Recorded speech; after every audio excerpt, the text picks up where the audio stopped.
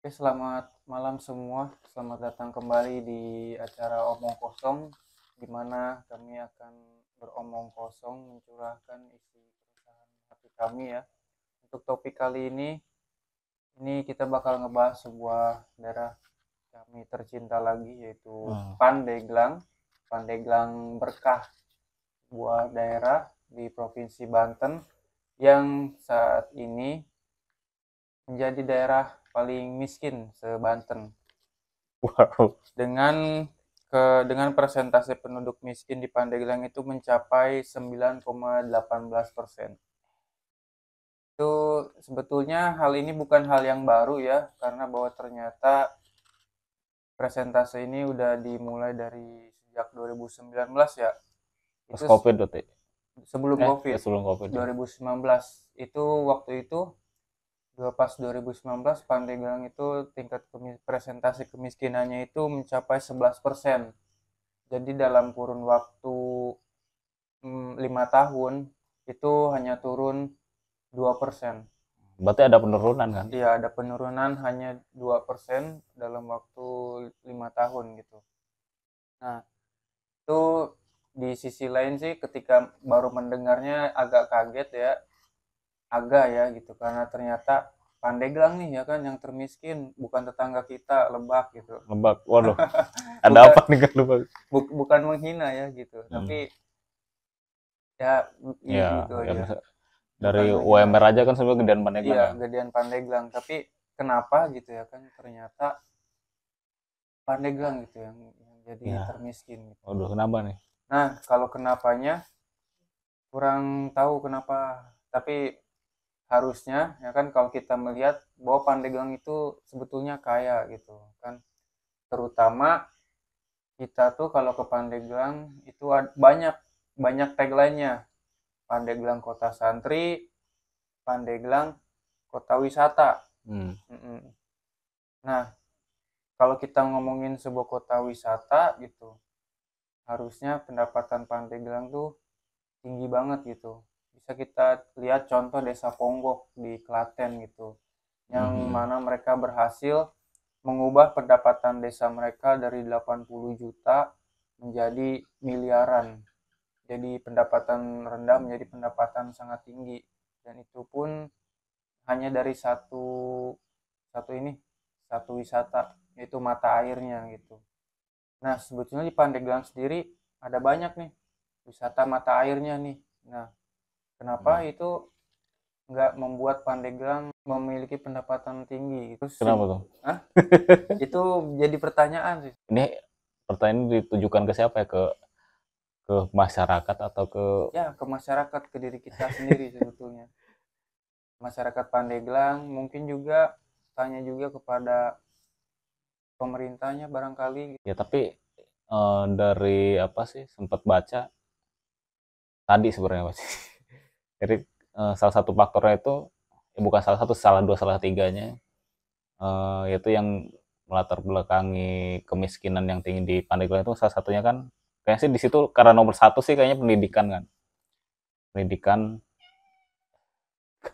ya karena pendidikan di Pandeglang itu jadi 40% masyarakat Pandeglang itu masih eh, apa sih pendidikan paling tinggi itu SD kalau kalau tidak salah ya. 40%-nya 40%. Nah, SD. iya. Nah, ya. Terus dia warga Pandeglang itu ada sekitar 1.900-an itu masih buta aksara, terutama di Kecamatan Cibaliung, pokoknya Kecamatan Selatan sana. Nah, itu ini yang jadi apa sih namanya? Salah satu faktor mereka nggak berkembang secara ekonomi kan. Apalagi eh, apa sih? Ragam apa ya? Ragam mata pencariannya itu kan nggak ini ya, nggak beragam gitu ya, cuman itu aja, mungkin tani atau mungkin kalau di pesisir ya nelayan. Nah ini ada salah satu contoh nih, eh ini apa contoh pengalaman ya, kemarin di ke apa namanya ke saudara istri di Panimbang. Mereka itu kan tani ya. Eh, di Panimbang itu salah satu lumbung padi nasional kan, salah satunya ada di Panimbang. Nah dia itu sebenarnya petani di sana itu ngeluh terus, Ngeluh kenapa rugi tuh? ya, Padahal ya lumbung rugi nasional. ya, mereka tuh tani tapi rugi, kadang rugi, terus untung nggak gede, rugi, untung nggak gede, rugi. Nah terus kan saya bertanya tuh ada ke saudaranya istri kan, eh kenapa sih, kalau emang rugi kenapa masih tani aja, ya mau gimana lagi di kampung, mau ngapain lagi, jadi emang nggak ada maksudnya kegiatannya, ya maksud mata pencariannya mau kemana lagi, nggak ada. Nah itu pun ketika bilang nggak ada secara logika, masa sih nggak ada, tapi kan emang keterbatasan pendidikan juga mereka, ya mau gimana, pendidikan juga mereka terbatas kan, ya kalau mau keluar dari zona eh, tani, atau mungkin tani pun sebenarnya kalau mereka punya, sebenarnya nggak usah pendidikan sih, motivasi sih, soalnya kemarin juga bilang, pernah nawarin tuh, kan salah satu faktor kenapa petani di Pandeglang, di Panimbang itu merugi itu mereka jual gabah basah kan. Kemarin sempat nawarin ke keluarga istri, kenapa kita nggak bikin penggilingan sendiri aja, tapi jadi kita jual beras. Nah, di situ responnya kurang, karena kurang apa ya, enggak lah gini nanti gini. Jadi banyak alasan gini-gini. Sebenarnya sih yang Kak Aris simpulin tuh yaitu motivasi, mental mental bergeraknya itu nggak ada. Kalau mengenai keuntungannya mereka udah tahu belum kalau misalkan kita kalau jual beras tuh jauh lebih untung dibandingkan jual gabah basah. Ya, ya pasti udah tahu sih, soalnya kan kalau harga setelah diproses kan pasti lebih tinggi kan. Iya, Cuman mereka itu karena, ya pertama itu mereka nggak ada motivasi sama sekali sih buat untuk bergerak maju, kurang gitu. Jadi ya, ya mau gimana, mereka terus mereka, ya benar, salah satu nih saya tadi pernah baca tuh, salah satu yang bikin masyarakat Pandeglang itu stuck gitu, itu kultur juga, kultur sama budaya, jadi budaya santai namanya. budaya santuy Iya, gitu ya. iya, jadi di Pandeglang itu nggak ada, ya nggak greget orangnya, jadi ya santai aja gitu, nggak, terus nggak ada jiwa, apa sih namanya, apa sih, bersaing gitu. Jadi jiwa bersaingnya itu rendah, jadi ya santuy aja, jadi ya udahlah, gini gini gini. Nah itu sih ya salah satunya. Nah ini sebenarnya nggak bisa dipandang negatif atau positif ya, jiwa santai itu ya, cuman ya kalau emang pada faktanya Pandeglang jadi salah satu daerah termiskin, dia jadi masalah juga sebenarnya. Nanti masalahnya kan tetangga kita nih, tadi katanya berapa, Pandeglang itu 9,16%. 9,16%. Iya, Sedangkan tetangga-tetangganya mungkin kita nggak bicara Lebak lah, kayaknya Lebak tuh beda tipis kayaknya. Mungkin Serang atau kalau Cilegon. kalau nggak salah Lebak tuh 6. 6. Iya, Oh, jadi bedanya jauh. lumayan juga ya. Nah, Jauh maksudnya juga. itu kalau Cilegon 3%. kita masih berjiwa santuy aja, emang asik santuy itu, cuman ya kita bakal ketinggalan nih. Kita kan ada misalkan nih, ya ketinggalan sama tetangga aja gitu. Jadi ya gimana? Dilematis juga. Itu emang di Panimbang itu tetangga-tetangganya nggak ada gitu yang jualnya dengan langsung jual beras gitu. Ada Bim. Ada juga sebenarnya. Nah, Cuman terus kenapa ada. itu nggak membuat mereka termotivasi gitu?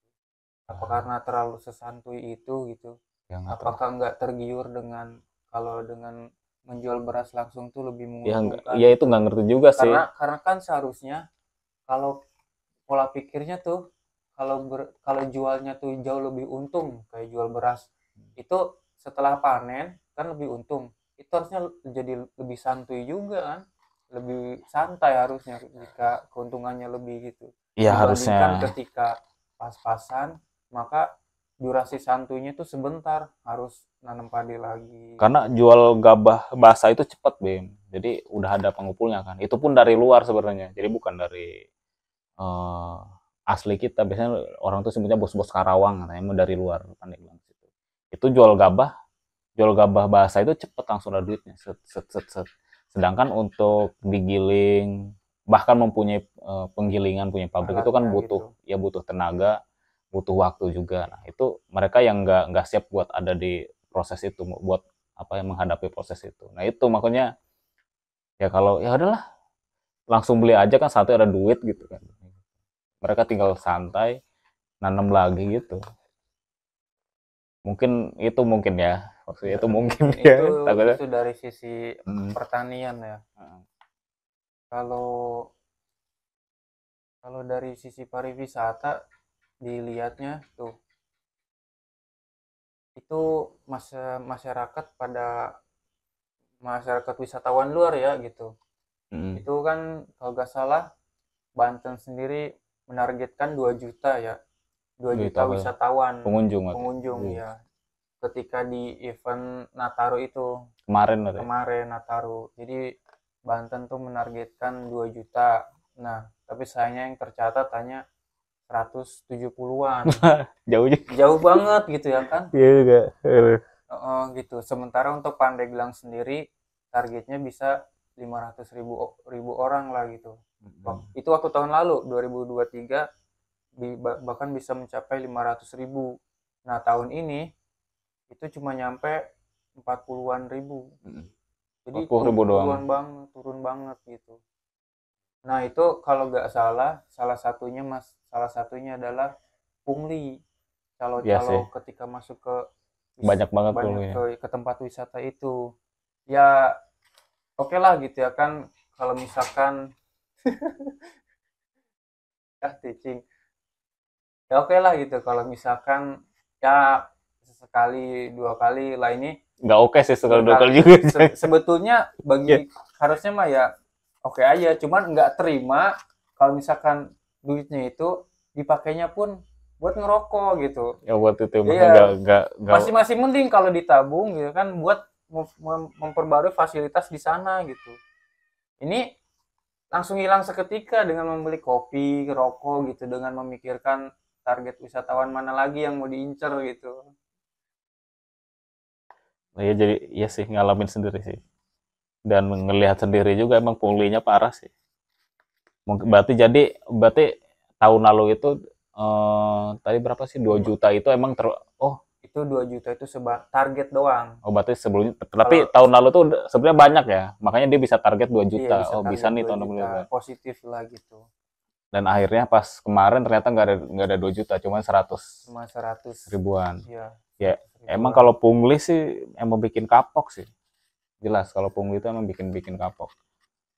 Terus selain pungli apa emang pungli aja gitu? Ada sih kalau anda salah kayak fasilitas penunjang gitu kayak Hmm. transportasinya kayak jalanan Oh tuh jalanan ya. rusak gitu. Iya iya. Akses ke sana bisa dibilang akses ke sana. Jadi pada rusak gitu. Nah, itu juga yang menghambat para wisatawan enggan kembali gitu ke Pandeglang atau ke Banten. Ya sih tapi kalau masalah pungli sih emang ada pengalaman sih teman sendiri sih dia punya teman tuh orang Cikoromoy. Emang dia cerita sih kalau Lebaran itu ya emang orang-orang situnya emang turun sih. Maksudnya ya karena rame kan. Masa ya sih nggak dimanfaatin gitu. Itu Ya akhirnya berjejer itu. berjejer ya kan. Itu kalau tukang pungli begitu selain merugikan wisatawan yang punya tempat wisatanya ikut kerugi nggak? Ya jelas, ya jelas Jelas. rugi lah kalau inilah. Cuman kan namanya pasti kan orang situ, ya ngerti lah. Maksudnya kan orang situ gitu yang jadi ya mau gimana lagi. Kecuali emang pemerintahnya bisa tegas sih. Soalnya kita nggak mungkin karena pengelola nggak bisa tegas, Bim. Karena kan butuh kepastian hukum kan intinya Pak. Pada dasarnya sih kepastian hukum. Kalau emang regulasinya benar, regulasinya tegas gitu. Nah di sini ya wisata di sini bayar cuma bayar masuk, mungkin parkir udah gitu aja mungkin nggak Itu ada sebenarnya wisata di Pandeglang tuh milik siapa? Milik ya warga atau milik pemerintah? ada yang swasta ya ada yang pemerintah. Itu juga kan kayak banyak tuh pantai ada yang dikelola pemerintah, dikelola warga. Cikoromo juga sama karena ada 2 pintu kan. Di Nah, Cikoroma ada yang dikelola pemerintah. ada yang pintu yang kedua itu. Emang agak nggak jelas sebenarnya sih. Jadi kolamnya satu nih, terus gerbangnya ada 2. Gerbangnya 2. Emang itu nggak emang aneh juga sebenarnya sih. Nah itu emang harusnya berkolaborasi sih bukan ngambil jatah. Maksudnya ini Jatah. iya maksudnya bagi-bagi jatah itu bukan harusnya si pemerintah sama swasta itu berkolaborasi. selain di situ ada nggak yang dari swasta, sektor swasta dan pemerintah? Kira wisata mana yang lebih bagus, yang dikelola pemerintah apa swasta atau warga? Mana ya? Kalau yang Cipanas tuh termasuknya yang bagus ya, yang air Cipanas tuh Cipanas, yang Cisolong. ya kan ada yang swasta, ada yang Pemda tuh. Yang Oh, Pemda tuh termasuknya rapi tuh, yang murah tuh. Yang iya dia iya. kalau nggak salah 5.000 7.000 tuh. Sedangkan yang lain tuh udah 10.000 ke atas tiketnya. Nah, itu yang murah itu punya Pemda. Kelihatannya itu bagus sih, bersih sih tempatnya.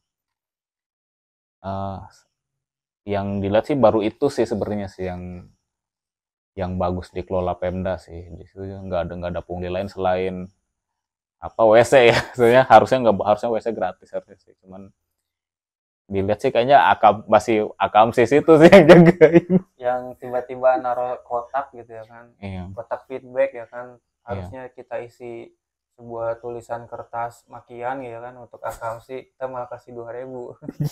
Oh iya bener, iya bener. Tapi kalau Pandeglang nggak aneh sih Bim. Itu kan wisata lah. Kalau wisata mungkin ininya ya udahlah orang kita kesini mau rekreasi kan. Kalau misalkan rumah sakit pemerintah itu gimana kalau bayar?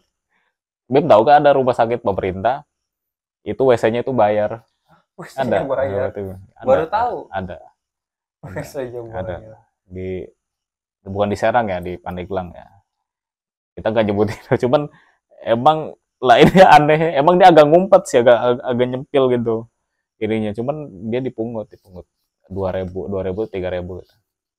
Buat WC ini aneh gitu. Ini kan rumah sakit daerah, ini rumah sakit pemerintah ya. Keren juga.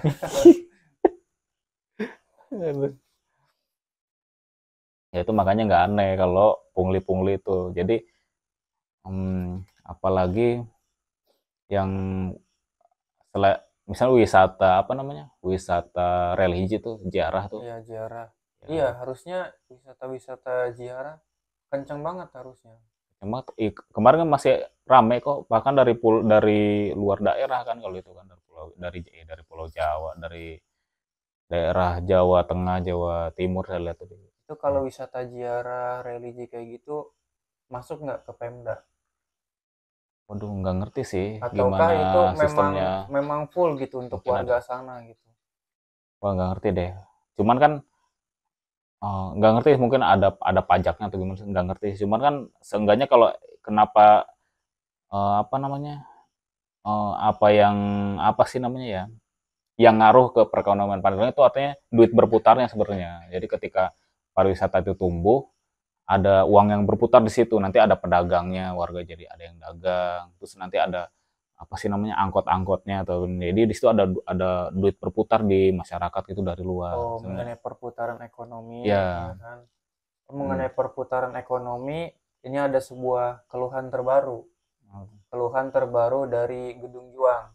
Oh, Itu yang dikatakan katanya yang ramai di Gedung Juang itu yang jualan-jualan itu bukan akamsi, tapi pendatang. datang itu dari mana maksudnya? Ya pendatang kayak barang kayak apa ya? Misalkan itu aslinya mau orang Serang gitu ya kan, tapi berhasil jual gitu di Pandeglang atau orang luar, pokoknya luar Hmm. Pandeglang gitu. Terus yang BEMDA yang salah dari itu apa? Kalau yang salah dari itu, wah kurang tahu itu apakah emang orang Pandeglang tidak jago negonya gitu ya kan, agak supaya Emang karena nggak dapat tempat. buat dagang di situ apa nih? Ada harus bayar atau Iya kan, kan itu dikelola siapa? dikelola sama Pemda. Dikelola Iya, Pemda. di apa namanya, katanya koperasi ya, koperasi UMKM di Ciumas kan ya kantornya. Oh gitu. Mm-mm. Itu yang dikelolanya itu gitu, jadi kalau jual di situ kan otomatis pendapatannya ada retribusi ya kan ke pemerintah gitu. Nah ada desas-desus warga yang ini iri gitu ya kan, kalau di situ mah gitu yang jualnya bukan orang Pandeglang gitu, Orang luar. orang luar. Nah itu kalau misalkan orang luar gitu yang dapatnya gitu, misalkan orang Pandeglang jajan gitu ya kan, ke tok ke apa ya, but-but ketenan-tenan Hmm. gitu tapi bukan orang Pandeglang, apakah ekonomi di situ bisa disebut berputar atau keluar gitu. Terus juga kalau kita lihat-lihat lagi gitu ya kan, justru lebih banyak warung-warung dari luar kayak warung Madura gitu dibandingkan warung Pandeglang gitu. Warung makan Sunda aja baru lihat ada satu doang di Cipacung, jadi lebih ke warung Tegal ataupun warung Padang. nasi Padang gitu. Itu apakah memang jiwa berwirausaha Pandeglang seminim itu gitu sehingga wirausahanya tuh lebih banyak diisi oleh para pendatang gitu. Tapi emang kayak gitu sih, emang ya itu benar, jiwa berwirausahanya, jiwa berkompetisinya emang kurang Emang sih. kurang, Oh, emang terlalu kurang. santuy gitu. Iya, jadi ya benar kayak, tapi kalau Madura, Padang emang di mana-mana sebenarnya sih. Heeh. Heeh, cuman eh ya gimana ya? Di segmen apapun gitu. Sebenarnya kalau BEM ke Panimbang aja, pasar Panimbang. Itu BEM belanja misalnya di pasar tuh itu pada ngomong Jawa sebenarnya BEM.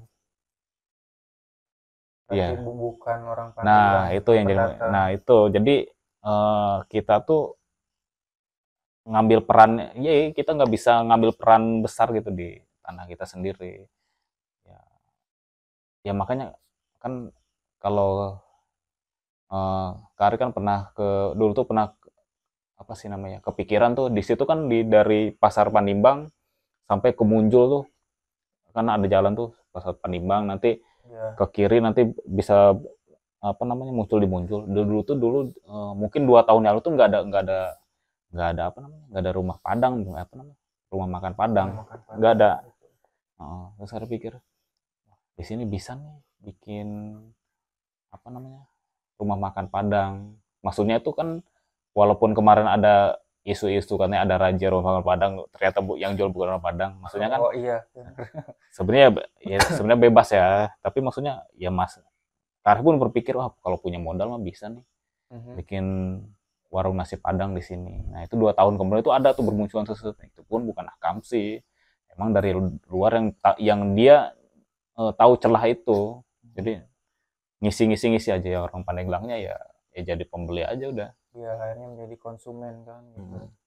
Nah, itu kita udah lumayan kulik nih dari kenapa masyarakat Pandeglang tuh miskin, kayak dari sektor pertaniannya, ya, terus kan Hmm. sektor pariwisatanya, Iya. terus sektor wirausahanya. Nah, tinggal satu nih, ini disclaimer kita bukan menjelekan jantung Pandeglang, itu mari kita bahas santrinya. Nah, Nah, santrinya, bagaimana dengan waduh. santrinya ini, apa kontribusinya untuk Pandeglang gitu. Nah, kan kalau Iya. misalkan kita berpikir ya, Hmm. santri itu dapat duit dari mana? Bukan dari tahlilan, maksudnya dari Benar ini, tadi. dari Dari, ceramah. oh iya. Nah, dari ceramah keluar gitu, atau bahkan Hmm. mungkin wisata religi kan masuk tuh ke santri. Nah, itu kayaknya nggak pernah denger gitu ya kan, santri-santri Pandeglang gitu kayak di keluar gitu ya kan dibayar terus dapat income itu untuk membangun Pandeglang gitu. Kayaknya kalau nggak salah baru satu deh yang terkenal gitu di Pandeglang. Ustadz Adi Hidayat ya. Katanya Dari orang Hidayat, Pandeglang. ya orang-orang Orang Pandeglang. Pandeglang Siap. gitu. Kan itu emang dia income-nya pun berbagi ya membangun bahkan membangun Indonesia malah. Nah, masanya satu tokoh aja gitu ya kan dari Pandeglang mana gitu kota santrinya gitu. Ya kalau sebenarnya kalau santri sih pasti dia bukan ke apa sih namanya ya? Dia belajarnya pun nyantrinya pun dia bukan bukan ke urusan dunia sebenarnya. Pasti dia urusan akhirat. Nah, ini yang jadi masalahnya nih.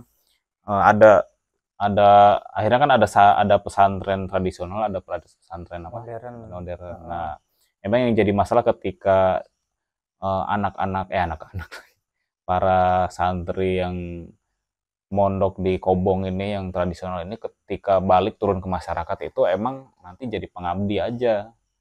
Jadi kayak, oh ini ada acara tahlilan, ada acara selamatan, ya dia jadi pengabdi aja di masyarakat gitu. Ya mungkin ya apa namanya, untung-untung lah, yang mending-mending lah dia punya skill usaha gitu. Ada juga sih teman sih sebenarnya jualan ikan, ya usaha ternak.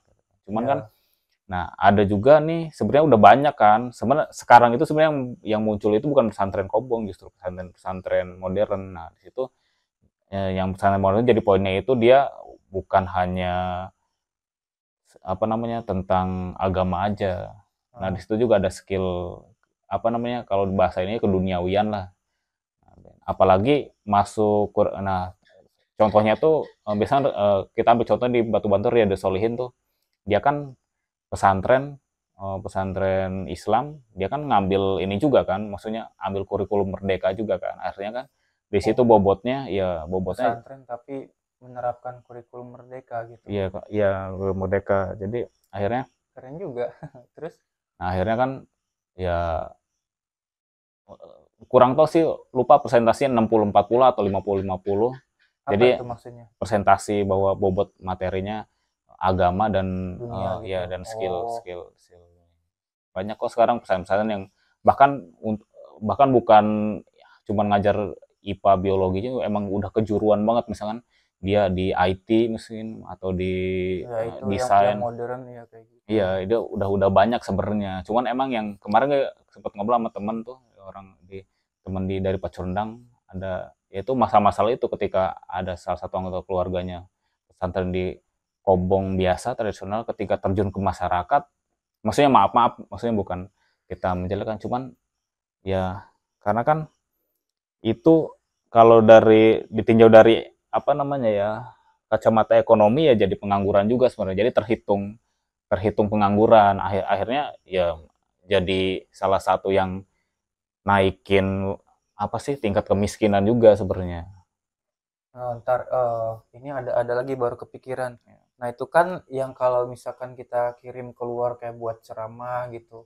Hmm. Atau nah ini ada lagi nih yang sepertinya yang seharusnya bisnis yang cair banget. Apa tuh? Yaitu ya maaf ya kalau kalau memakai kata bisnis. Kan Pandeglang itu kan kota santri ya kan. Pasti pondok pesantrennya banyak gitu. Bahkan dilihat-lihat pun banyak tuh pondok pesantren yang Ya banyak megah-megah gitu ya banyak kan. banget ya. Nah, itu yang megah-megah gitu ada retribusinya juga nggak ke pemerintah gitu kan? Atau kan pasti kayak bayaran semester gitu atau apa gitu kan itu megah tuh duit dari mana gitu ya kan? Pasti Hmm. dari para santrinya gitu ya kan. Nah, kalau dilihat-lihat dari situ pun kayak ada kesenjangan gitu. Pondok pesantren itunya memegah ya kan, sementara daerah sekitarnya mah Oh, biasa gitu gitu. biasa gitu. Ya kalau dia pesantrennya swasta ya pasti Nah, eh, swasta itu yang bikin apakah kayak misalkan oh si A nih udah lulus dari pesantren B hmm, gitu ya kan. Akhirnya dia mungkin dia ada jiwa wirausahanya gitu ya kan hmm, dengan ilmu yang dia pelajari dia hmm, bikin pondok pesantren gitu. Nah, hmm, itu kan lokal tuh. Nah, hmm. yang swasta yang megah-megah ini ada nggak yang masih dari Pandeglang itu? Bahkan kalau nggak salah saya dengar itu yang bikin pondok pesantren. Tapi emang Riyadus Solihin tuh eh, dulu itu dia kan pendirinya Ustadz Fahrudin. Dulu tuh Hmm. Ustadz Fahrudin itu dia jadi nggak tahu di Riyadul Ibad tuh jadi apa, jadi entah ngajar atau apa gitu. Katanya sih ada berlainan misi visi misi kan. Akhirnya Ustadz Fahrudin tuh keluar dari itu dan bikin Riyadus Solihin. Kalau Ustadz Fahrudin itu emang asli Pandeglang. Kalau yang apa tadi Ya nggak tahu itu sih. kan Emang kalau pendidikan tuh swasta pasti memang kita larinya ke bisnis emang kita nggak bisa bilang oh kita ngajar lillahi ta'ala itu emang nggak bisa pasti emang konotasinya itu emang bisnis kecuali pemerintah ya kalau pemerintah ya emang ya pendidikan cuman kalau swasta yang pasti bisnis mau nggak mau dia pendirinya punya kepentingan di agama atau enggak yang kita kan dia jual fasilitas dan kualitas sih adapun niat sih kan kita nggak bisa ngebelah hati orang ya kita nggak. oh Iya. oke. Tapi jelas itu bisnis kalau swasta kan. Oke, jadi kita bedah sektor apa lagi ya? Oh, kalau nggak salah ini Dewan Dewan Pemerintahan ini merencanakan apa ya? Memajukan rencana reaktivasi rel kereta api Udah lama Rangkas pak. Bitung Labuan. Sebelumnya dapat lama. kabar 2027, terus jadi 2026. Nah sekarang dapat kabar lagi katanya bakal diberesin 2025. Nah kira-kira kalau misalkan jadi nih itu rel, apa dampak ekonominya terutama untuk Pandeglang nih?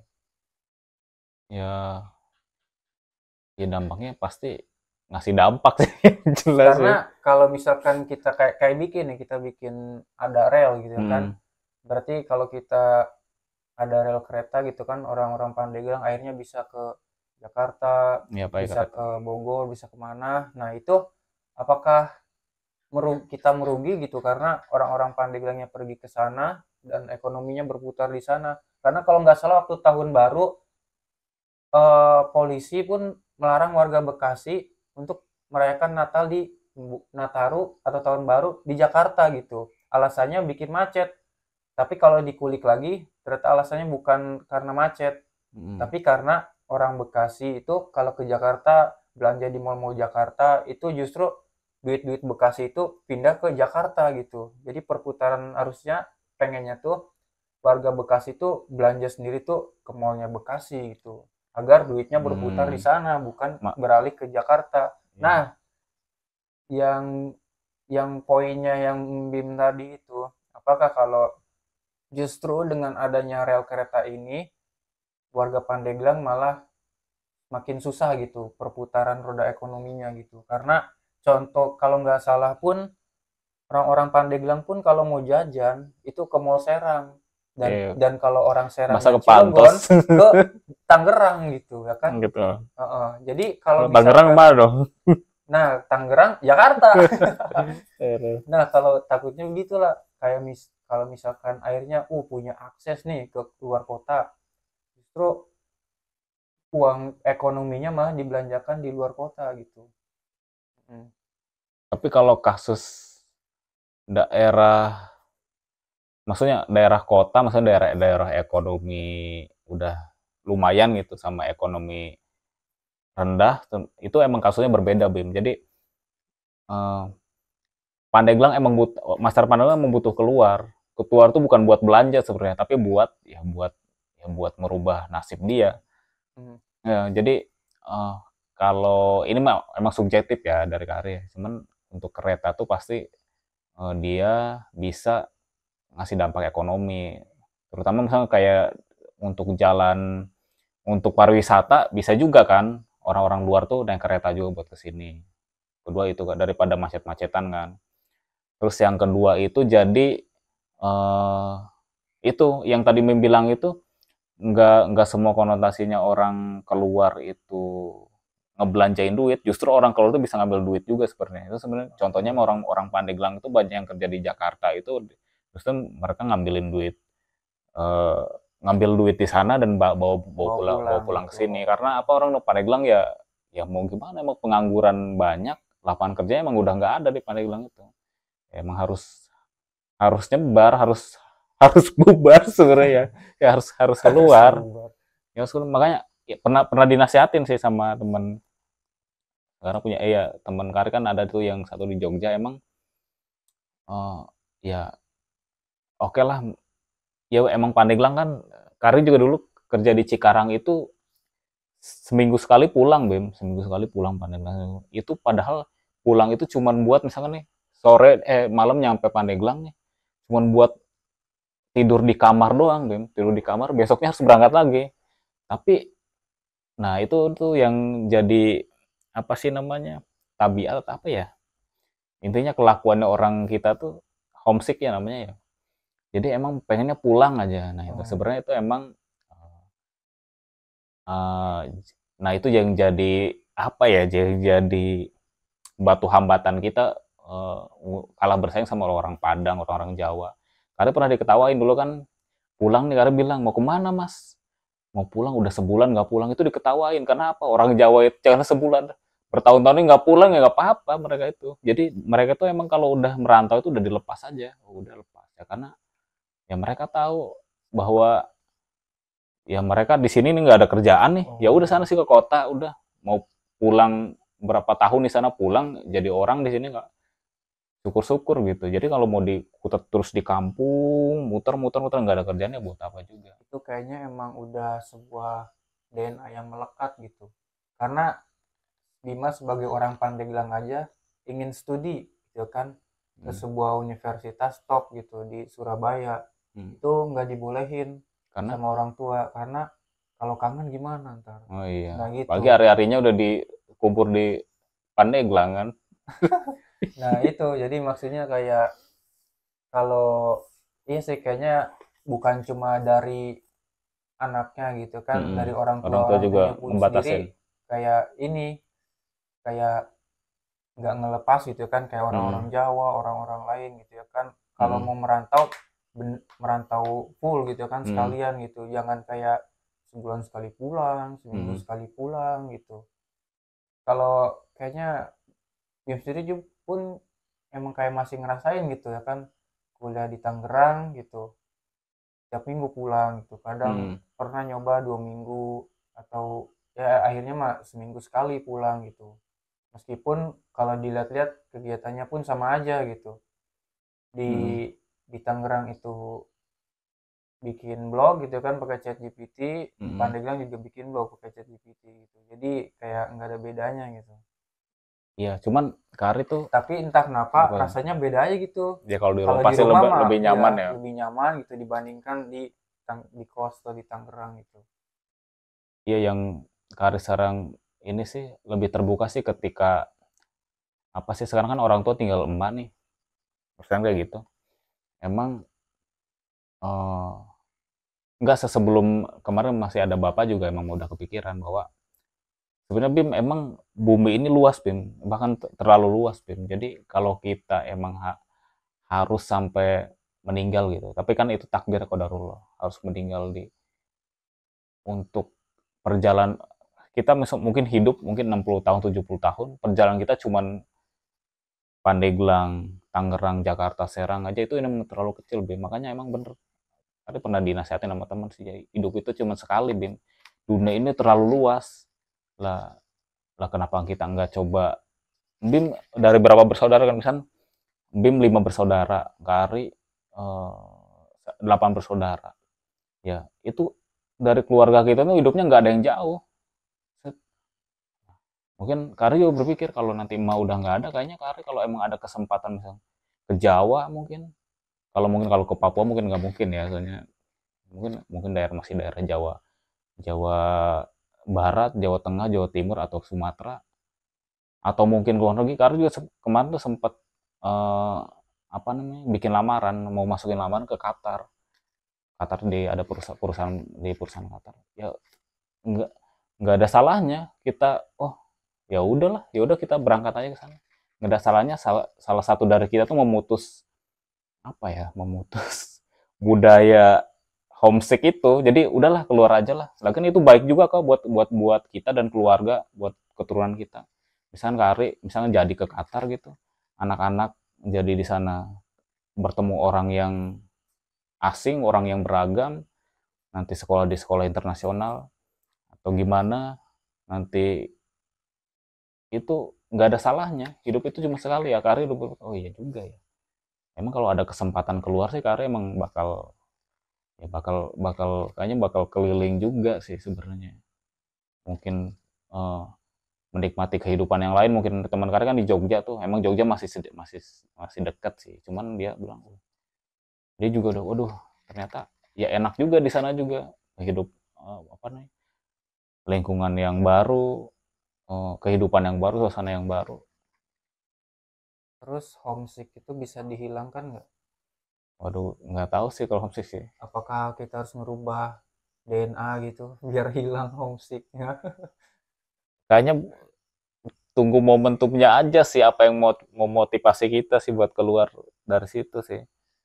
Karena juga kemarin tuh kalau istri kan kalau Tenawe kan sempat udah gimana gini-gini pas hari iniin ini kalau kita ke Qatar kayak gini nih anak.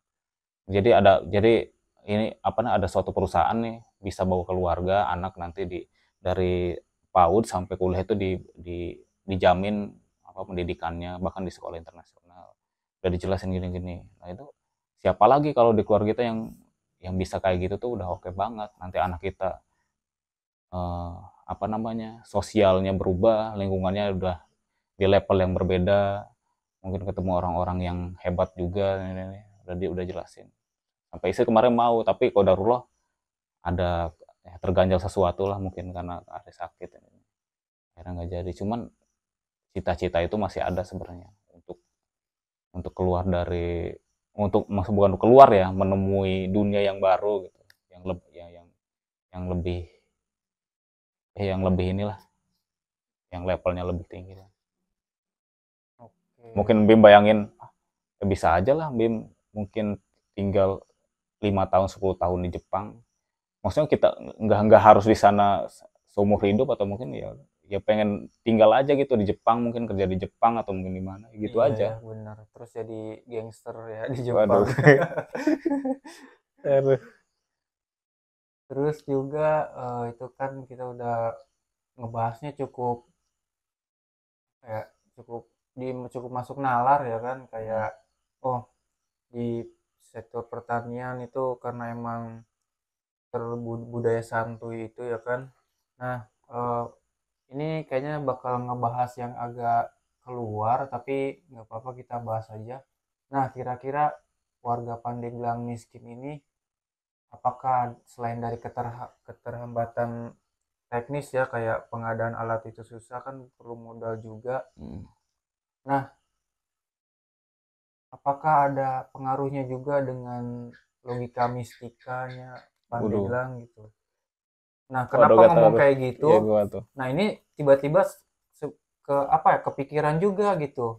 Nah, sebetulnya yang berpikiran logika mistika tuh bukan cuma warga Pandeglang atau bahkan warga Indonesia gitu, yang katanya sekarang tuh digadang-gadang Indonesia tuh sama aja karena berlogika mistika. Oh iya, Nah, baru baru dengar. ya bilangnya gitu, terutama dari itu, bahkan bahkan sudah dari dulu gitu. Dicetuskan oleh Tan Malaka di bab 1 Madilognya gitu, bahwa ternyata buku itu pun masih relevan gitu, karena logika mistika di Indonesia pun masih kental gitu, terutama di Jawa. Nah, kalau ngomongin logika mistika gitu, kita lambatnya karena itu nggak maju, masih miskin dan lain-lain. Nah, ada sebuah bangsa Cina. Nah, mereka pun juga berlogika mistika gitu. Kalau kita lihat toko-tokonya itu ada kucing-kucing begini, katanya kan itu membawa berkah. Nah, itu kan logika mistika. Terus juga ada tuh sebuah ajaran namanya Feng Shui. Nah, Feng Shui itu kan kayak semacam furnitur gini ya kan. Kalau misalkan nih pintu rumah kita tuh nggak boleh tuh tusuk sate gitu ya kan. Itu kalau nggak salah menimbulkan energi negatif atau ki negatif. Kalau kita punya rumah 2 lantai, itu dapur di lantai satunya nggak boleh, ketika lantai 2-nya itu kamar mandi gitu, itu dapat bala gitu atau timbul negatif gitu ya kan. Nah, kan itu logika mistika. Kayak kalau kita bikin dapur open gitu ya kan, nggak boleh langsung ngadep keluar gitu, karena itu lagi-lagi nanti bakal menimbulkan ki negatif gitu. Nah, itu kan logika mistika gitu. Bahkan ada sebuah meme gitu, yang kalau kamu belum sukses gitu, atau nggak usahlah kamu nyalahin diri kamu atau menyalahkan orang lain gitu, belajarlah Feng Shui dan salahkan furnitur. Atau bahasa Inggrisnya, if you don't blame yourself or others, learn Feng Shui and blame furniture gitu. Nah, kan itu logika mistika. Nah, tapi uniknya bangsa mereka maju gitu dibandingkan Indonesia, padahal sama-sama berlogika mistika tapi beda aja gitu. Kayak kita kan bukan pakai kucing ini ya kan untuk menarik rezeki, tapi pakai jimat lain gitu, tapi kan sama-sama logika mistika. Nah, kenapa kok mereka memaju dengan masih ada gitu kan logika mistikanya, tapi kita enggak gitu. Bahkan kalau nggak salah pun suka gitu ya kan, di ini kayak mereka masih memakai istilahnya masih ke dukun gitu, biarpun orang berpendidikan gitu ya kan, katanya begitu ya.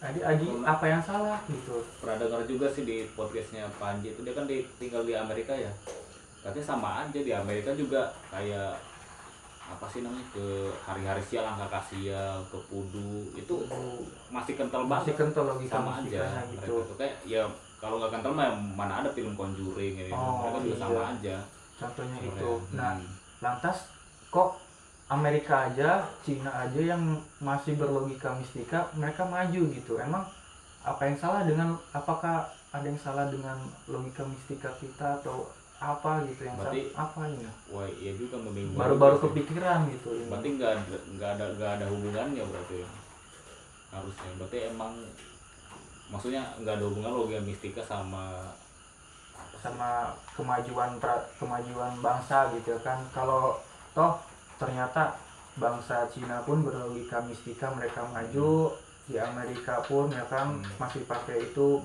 masih berlogika mistika pun maju. Bahkan cuman kalau kayaknya Jepang juga deh ada logika mistikanya gitu di ajaran Shinto-nya gitu. Tapi nah itu mereka maju gitu. Nah jadi apa gitu yang membedakan gitu. Kalaupun ternyata tadi diambil kesimpulan bahwa ternyata dengan manusia berlogika mistika itu sebetulnya bukan menjadi faktor gitu. Kalau dia berlogika mistika sama dengan dia peradaban itu. Harusnya itu sih benar. Soalnya jadi begini nih, kalau misalkan nih tadi Kak Ari tuh baru tadi sebenarnya komentar di Instagram. Nah oke, jadi gimana nih ke Om Ari ini?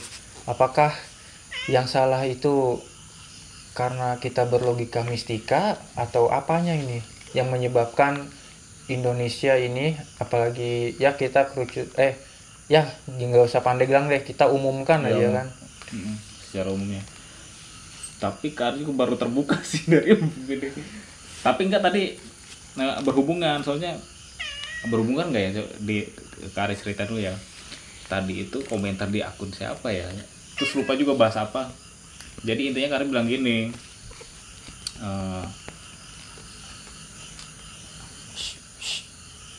bilang apa?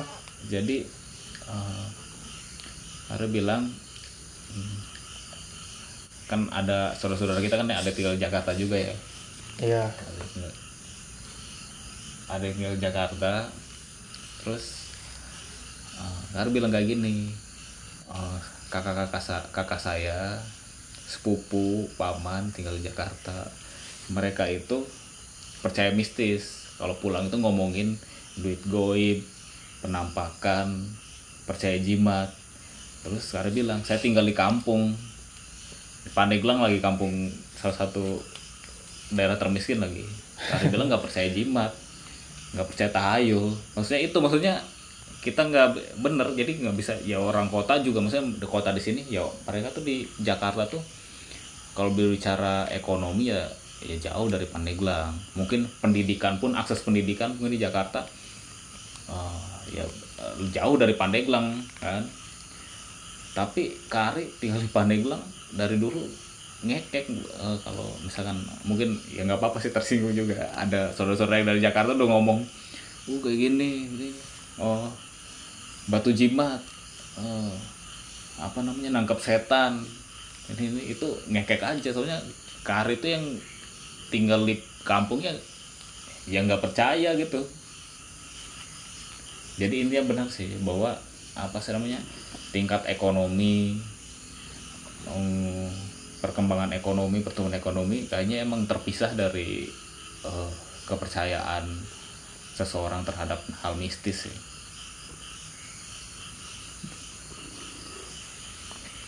Iya nggak apa-apa. Itu kan kalau meskipun apa ya, sebetulnya di kota-kota besar juga ada perdukunan kan, dan lebih kaya-kaya lagi dibandingkan di ada. Itu artis-artis, pejabat-pejabat itu kita nggak bicara ini, cuman dibilangnya sih kiai, mbah gitu. Cuman pada dasarnya sebenarnya dukun sebenarnya, karena mereka meminta sesuatu dengan ya mungkin ada ritual, ada ada ajian yang nanti. Nah, oke, boleh tuh. Berarti kita persempit lagi. Bahkan mereka yang petinggi-petinggi artis pun yang kaya-kaya pun masih berlogika mistika. Iya. Lantas bedanya dengan ya warga-warga yang berlogika mistika tapi miskin apa gitu? Ya mungkin itu dia kayaknya ya yang terpisah aja kayaknya, berarti emang nggak ngaruh, berarti nggak ada Nggak hubungannya ada hubungannya. seseorang, ini subjektif ya, ya kayaknya nggak, ya berarti nggak ada hubungannya seseorang percaya mistis dengan dengan apa sih, seorang tuh bisa mencapai kekayaan atau enggak, Atau sukses gitu lah ya. sukses atau enggak. Emang kayaknya sih emang nggak ada hubungannya sih, bukan keterbelakangan berpikir. Tapi Kak tuh nggak ngerti sih yang di nggak begitu ngikutin si siapa namanya, Ferry Irwandi itu, Ferry Irwandi Iya, ya? yang menantang santet gitu. Nggak begitu ini juga sih dia arahnya kemana. Cuman ya negara maju pun ya masih ya katanya ya yang si Panji itu bilang ya gedung-gedung itu bahkan ya mereka nggak mau ditulis ini lantai Oh 12, iya, 13 tuh nggak ada, masuk 14. langsung Ya 14. kalau emang itu kemudian berpikir ya. Wih, gedungnya tinggi tuh pencakar langit lagi ya kan. Iya, Padahal gitu. itu kan tukang insinyur kan yang Insinyur gitu ya kan. ya jadi kayaknya ya dua hal yang berbeda. Mungkin kan ada juga kan dia profesor doktor terus dia beragama Islam, profesor doktor dia beragama Kristen, profesor dokter dia beragama Buddha, profesor dokter dan ateis. Artinya kan mistika itu kan kepercayaan ya. Kayaknya ya dua hal yang terpisah aja sih kayaknya sih. Misalkan dia ada apa sih? Ada insinyur, dia agamanya Buddha, ada insinyur agama Islam. Ya nggak ngaruh sih kayaknya sih. Ya insinyur aja. Maksudnya dia bisa benerin mobil aja tapi dia percaya Allah gitu. Insinyur aja tapi dia nyembah Yesus gitu. Kayaknya emang dua hal yang berbeda sih. Terus memang tukang insinyur dia percaya apa sih Feng Shui, ya kayaknya emang dua hal yang berbeda. Oke. Itu memang menarik sih dan agak masuk juga gitu ya kan. Berarti kalau kita nyalahin logika mistikanya atau nyalahin agamanya nggak bener gitu kan. Kalau misalkan kalau misalkan kamu Islam ya udah ketebak gitu kalau kamu tuh terbelakang gitu ya kan, hanya ngomongin dunia gitu. Tapi kalau misalkan atau contohnya kamu mahasiswa ini beragama ini gitu ya kan, pasti skripsinya pun nggak revolusioner gitu ya kan, karena itu maksudnya ya begitulah gitu. Kayak ini ada tuh sebuah, kayak ada nih penulis nih, dia agak tersinggung gitu dengan katanya agama Islam tuh atau orang-orang Muslim tuh tertinggal gitu.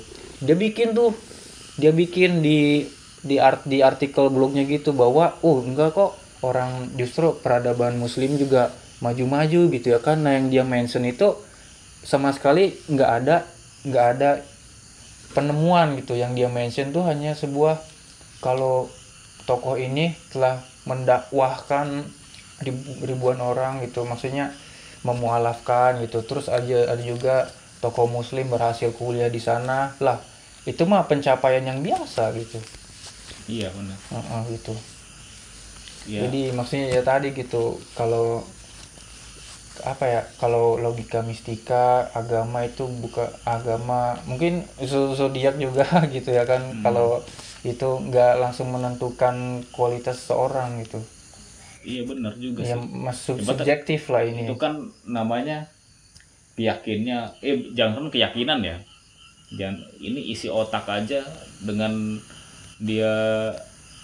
Misalkan kan ada tuh orang yang katanya misalkan dia dokter atau lulusan perguruan tinggi terbaik atau mungkin dia juara terus, tapi pada intinya kan ketika dia mungkin terjun ke dunia kerja atau berbisnis kan belum tentu sukses sebenarnya. Nah itu mungkin itu berhubungan juga maksudnya, bahkan itu kan bahkan itu nyambung banget ya, karena misalnya pendidikan gue dokter nih atau gue S1 cum laude atau apalah, Tapi ketika dia di dunia kerja dia gagal, akhirnya gimana dong maksudnya kan? Akhirnya Iya.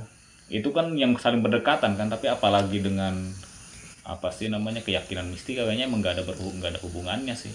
Bahkan banyak kok yang nggak sekolah, mungkin lulus SD doang jadi orang sukses punya duit, ya itu juga karena emang dia punya punya kesempatan atau punya skill yang bikin dia ada di posisi itu. Mungkin dia lulusan SD tapi dia jago bernegosiasi, atau dia lulusan SD tapi emang dia mungkin emang jago hal tertentu. Ya itu emang kalau masalah apa sih namanya tadi kata mungkin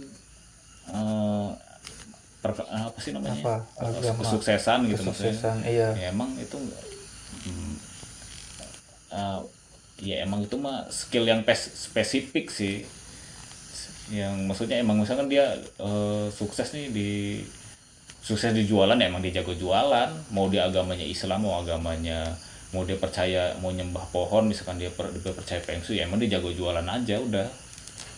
Terus mesti kan kalau dia sukses nih jadi penyanyi, ya emang suaranya bagus aja. Dia mungkin dia penyembah pohon, penyembah batu, mungkin nih orang Islam, ya emang kan emang dia suaranya bagus, ya udah dia sukses dia penyanyi.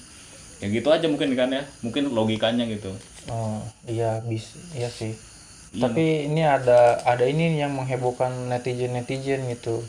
Jadi ada seorang pebisnis gitu ya kan, yang yang pernah juga viral banget gitu ya kan, bahkan viral lagi gitu ya kan, karena kayak ngomongin bisnis, tiba-tiba ngomongin politik.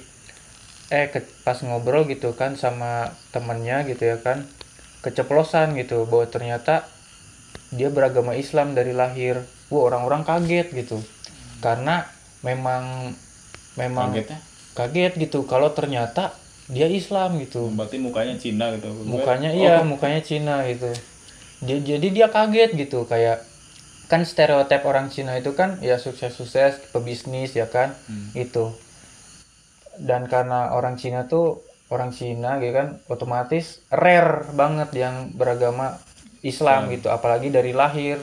Oh ternyata yang di ini apa, yang kayak apa, yang dikiranya bukan Islam gitu ya kan, ya wajar lah gitu ya kan, dia dia ini bisa ngomong begini ketika ngejelasin bisnis pun masuk banget gitu ya kan. Karena di bukan Islam gitu, karena dia Cina, pasti bukan Islam gitu. Bahwa ternyata dia Islam gitu. Kaget lah gitu bahwa ternyata ada yang seperti itu gitu. Nah itu pun menjadi contoh juga gitu, kalau ternyata kayak agama berlogika mistika itu bukan pasti langsung stempel kalau ke orang itu tuh mundur gitu. Ya mundur bodoh gitu. Bodoh gitu, iya. Iya, tapi emang maksudnya nggak semua, tapi ada juga yang emang dia berlogika mistika dan bodoh kan, emang ada juga kan. Emang ada, Ya, nggak ada. semua Jadi gitu. emang itu terpisah aja ya. Terus gimana? Oke. Ya soalnya emang iya, saya kemarin tuh yang Ferry Irwandi itu emang sepertinya emang mau salah satunya emang mau menjelaskan itu bahwa lu berlogika mistika ya lu terbelakang gitu. Dia kayaknya ya, maksudnya dia pesannya itu seperti itu ya, maksudnya ayo dong Indonesia itu majulah gitu, jangan logika mistika. Padahal kalau kita lihat-lihat sih kayaknya gak ada hubungannya gitu kan, maksudnya kayak gitu atau gimana Hubungan gimana nih? antara logika mistika dan sebuah masyarakat itu bisa berkembang gitu. Ada, kalau dia bilang tuh kayak misalkan kita tuh lebih mengedepankan logika mistika dibandingkan logika umum atau logika nalar gitu. Kayak contohnya dalam sebuah kedok kesehatan gitu. Kayak misalkan nih kita ada sebuah penyakit dalam gitu ya kan. Kayak penyakit dalam itu kalau kita ngedepankan logika mistika pasti kita ke dukun. Nah kalaupun ke dukun atau ke orang pinter gitu, itu yang ada malah kita diperas habis-habisan. Nah sedangkan kalau misalkan kita tidak memprioritaskan logika mistika tapi ke logika umum, wah kalau gue sakit ke dokter gitu, maka kalaupun ke dokter itu seenggaknya pengobatannya nggak begitu mahal gitu, karena bisa ditanggung BPJS atau asuransi lain kan, kedukung nggak ada asuransi Iya, gitu. iya. Itu Kayak gitu maksudnya. Terus juga mengenai mistika yang lain kayak ilmu-ilmu santet, ilmu lain ataupun yang energi-energi gitu. Nah, itu kayak kayak pengen itu tuh sebuah komoditas gitu. Maksudnya kalaupun misalkan dukun ini bisa ngirim paku ke badan gue gitu ya kan, atau dengan menyantet pisau lah masukin ke badan gue gitu kan dari jarak jauh. Nah, gimana kalau kita rekrut itu dukun, dari skill dia mengirim benda tajam ke sana gitu ya kan, direkrut jadi ini tentara gitu ya kan. iya. Ya, Iya, jadi harusnya pembunuh jarak bisa sih jauh. kalau emang Iya. benar. Dan itu kalau kejahatan yang sifatnya kayak bunuh-bunuhan. Nah, kalau misalkan sifatnya nggak usah lah gitu ya kan, kita kirim ke dalam tubuh, kirim ke sebelahnya aja gitu. Misalkan gua butuh anggur gitu ya kan, telepon gitu ke orang ini, bro gua butuh anggur, kirim dong gitu, set Iya. gitu kan. Itu ilmu teleportasi gitu kan JNT namanya. tutup nanti kan. Iya gitu, harusnya jadi sebuah, kalaupun itu GNT tutup, barangkali ntar GNT punya kurir seperti Oh itu, iya, kurir benar juga. revolusioner Iya. mengalahkan FedEx gitu. Jadi kurirnya itu lintas negara gitu, gitu sih Oh iya, arahnya ke situ maksudnya. ya. Soalnya nggak begitu ngikutin sih si Ferry Ruandi. Cuman emang ada beberapa dia kalau yang masalah garam rukyah, karena dia kalau udah bisa rukyah dia pasti konotasinya ke Islam. Nah itu emang mbak ngikutin kemarin tuh videonya. Emang benar kalau ya itu ya namanya garam rukyah ya emang gak jelas sih. Emang gak jelas, dan emang di Shopee juga pas cek sendiri ini harganya makin lumayan mahal juga. Itu modalnya cuman berapa itu garam kasar tuh. Iya, garam dapur terus Iya, sama packaging doang udah. iya, Iya. asyik gila. Tapi maksudnya kelewat cerdas juga nggak sih jualan gitu. Kepikiran jadi ini celah bisnis itu, tapi sebenarnya kalau dipikir-pikir ini cerdas juga sih. Emang cerdas sih itu. Jadi selain air doa gitu ya kan, Iya, garam rupiah ini apa, kenceng banget gitu ya kan bisnisnya. iya, karena mungkin itu karena ya masalah kan logika mistisnya masih kental itu, Iya, masih jadi ya kental udah gitu. Jadi rame lah ketika gitu. ketika melihat gitu, wih, khasiatnya too good to be true gitu ya kan. Jadinya jadinya karena berlogika mistika itu, apalagi memajang fotonya itu kan Foto-foto. almarhum. Pasti, wuh, Wah, bener nih, karena ini ulama besar nih, pasti. masa iya bohong kan gitu Iya, kan. masa iya bohong, sama masa doanya nggak, apa sebutannya, makzub nggak Apa, tahu, iya ada nggak apa. bakal tertolak gitu ya Ya, kan. Nah, itu kan dari berlogika mistika gitu. iya sih, tapi belum nemu sih maksudnya ini titik pecahnya atau titik temunya itu seperti apa sih, masih masih dipikir mungkin nanti. Karena kalau dibilang kemunduran ya kemunduran, dibilang enggak ya enggak gitu juga sebenarnya.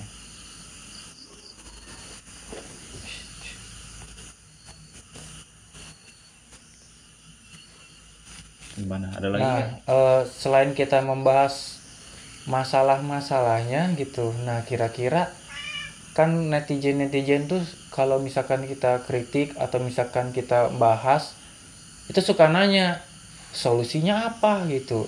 Jadi dia tuh meskipun kita udah kasih nih kayak batasan masalah, latar belakang masalah, dia nggak mau mikirin solusi gitu. Nah, jadi agar netizen tidak marah, mari ya biar kita yang pusingin gitu. Nah, terutama untuk Pandeglang, apa solusinya agar Pandeglang tuh ya setidaknya eh, termiskinnya ini dari 9% turun hingga ke ya 1% lah gitu. Sebenarnya Untuk kan warga-warganya harus ngapain gitu. sebenarnya Dan mah untuk kita bukan agen solusi sebenarnya. ini bukan Iya, channel kita podcast bukan, kasih solusi ya, tapi omong kosong. iya bukan agen solusi. Jadi enggak, emang banyak orang salah berpikir ketika orang membicarakan suatu masalah. Heeh. Ini salah. Terus dia Yang juga minta solusi. Itu iya sebenarnya minta solusi itu sebenarnya atau yang benernya kesesatan gimana. berpikir juga. Itu jadi namanya kita oh ini ada kesalahan, ya nggak begitu juga kita punya solusi, enggak. Maksudnya misalkan ada maling nih, jangan maling dong, ini punya orang nih, nggak boleh maling ya, ini haram ya. Lalu maksud lu apa, lu ada solusi nggak? Gue butuh duit kan, kita kan cuman bilang "Oh, ini itu nggak boleh, maling itu haram, ini nggak boleh punya orang." Terus lah saya kan lapar, kamu jangan ngomong haram-haram dong, kasih saya solusi, kan nggak kayak gitu. Kita bukan agen solusi, kita cuma bicara doang.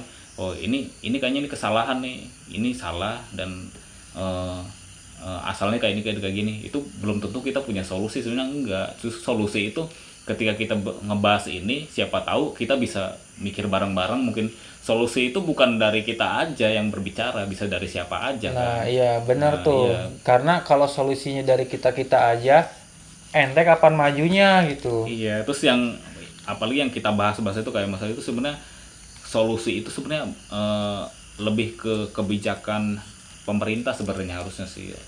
Dan kita itu sebenarnya udah kasih solusi dari pihak pandangan berpikir dari masyarakatnya. Misalnya kita ya ada misalkan tadi kayak pariwisata nih banyak pungli, itu kan salah, itu kan kita bahas ini salah, itu sebenarnya salah satu setengah solusi juga. Oh ini ada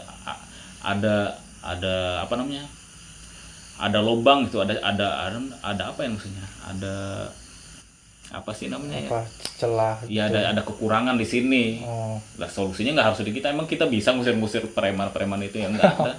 Ya setengah solusinya lagi ya orang yang berkewajiban, orang berwenang bisa ngasih solusi, nggak apa menuntaskan itu. Jadi ya bukan, jadi emang banyak hal-hal kayak gitu, terutama di ke ustad-ustad gitu. Ketika ustad, ya banyak kok yang ustad-ustad cerita juga, jamaah minta solusi ke ustad, kan jamaahnya misalnya apa namanya, hobi main slot, main judi misalnya.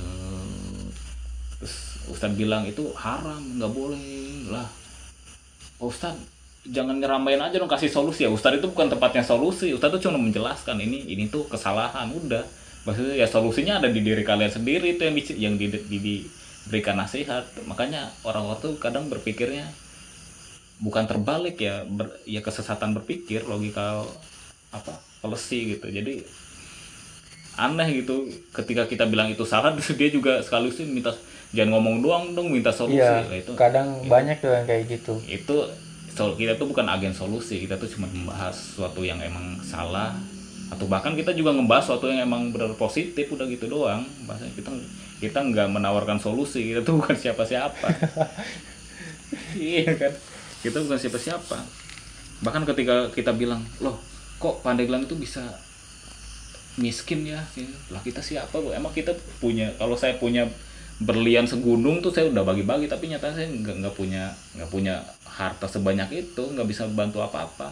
Tapi kita bisa bantu dengan pemikiran, itu doang kan. Nah, iya benar. Kita bukan Angling Dharma ya. Iya, Bukan kerajaan Angling Dharma iya, kita yang punya suka apa-apa. bagi-bagi itu. Tapi kan kalau seseorang ketika bersuara di pinta solusi, ya seenggaknya tuh ya kita udah ngasih setengah solusi. Dengan membahas aja itu sebenarnya udah setengah solusi, dan kita nggak bisa ngasih 100% solusi itu sih. Oke, nah Jadi nggak ada solusinya. jadi begitu ya, Iya. netizen apalagi terutama warga Pandeglang gitu ya kan, sebetulnya dengan kita tahu masalahnya itu sudah setidaknya menghilangkan 50% stres kita gitu. Iya benar. Ya gunakan sisanya itu untuk berpikir jalan keluarnya gitu. Oke. Ya, kira itu aja ya untuk sebuah ocehan omong kosong dari kami. Oh ya, jangan lupa ya untuk membantu Pandeglang ya agar Apa? Iya benar. ya ini ada nah kalau ini kita ada ini, kalau ini kita ada solusi untuk satu masalah. Itu bagi kamu yang memiliki masalah bau badan ya, kita ada sebuah produk namanya Deo Fresh. Bikin fresh gitu. Nah, Jadi itu baru solusi. nah, itu solusi yang kita tawarkan ya untuk masalah bau badan. Nah, emang kenapa masalah bau badan ini harus dipecahkan masalahnya gitu? Karena kalau misalkan kita bau badan gitu ya kan, itu bakal menghilangkan opportunity gitu. Kayak misalkan kita mau nge-lobby klien gitu ya kan, karena kitanya bau gitu, klien menghindar gitu. Iya benar juga Iya, sih. jadi itulah gitu. Makanya jangan terlalu santuy dengan bau badan gitu. Jangan malas-malasan mengurusi bau badan gitu. Nah, mungkin terpikirkan kayak males, mager gitu ya kan, kalau menghilangkan bau badan tuh harus mandi, harus pakai sabun yang wangi gitu ya kan. Sabun wangi pun mahal gitu. Nah, kita punya solusi yang lebih tepat bahkan cepat ya, yaitu dengan Deo Fresh. Anda nggak perlu mandi pakai Deo Fresh. Ya, untuk untuk pembeliannya kami udah tersedia di Tokopedia, di Shopee, Facebook, bahkan di TikTok Shop ya. Oke. Oke. Yuk. Beli Deo Fresh. Jangan lupa beli Deo Fresh.